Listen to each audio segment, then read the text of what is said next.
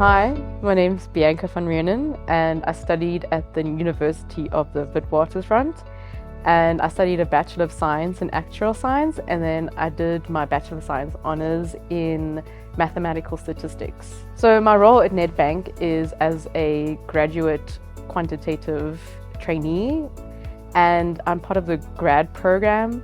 So I think the opportunity is really great and I'm really grateful to be here. Okay, so I'm currently in CIB, which is Corporate Investment Banking. I'm in the models team. So essentially what that means is we create models to try and estimate what we expect to lose as a bank. And particularly, I've been working on the corporate EAD, which is exposure at default, validating that model to say that given the defaults we've had in the previous years, can the model still accurately predict our future exposures? So I think the most important thing is to plan your day. You essentially have so many things to do throughout the day, and there's different things happening all at once.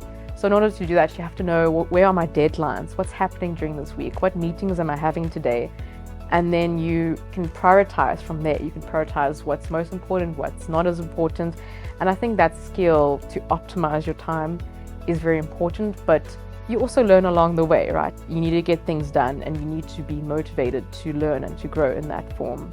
Definitely a highlight is that you're trusted to do the work.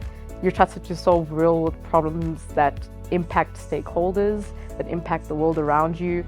Working for a bank means that you are part of an engine that fuels the economy, that fuels development in different areas.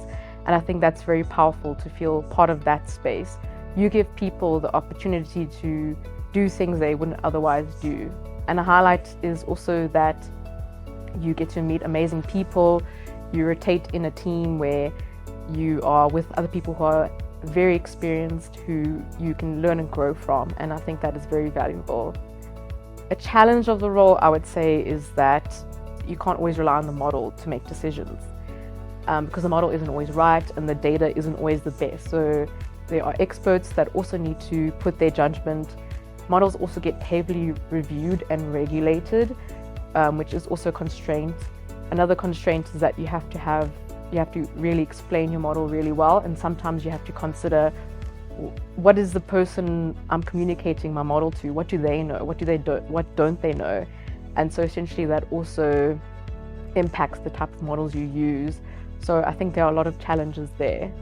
I keep up to date with changes in my field by asking one question: why?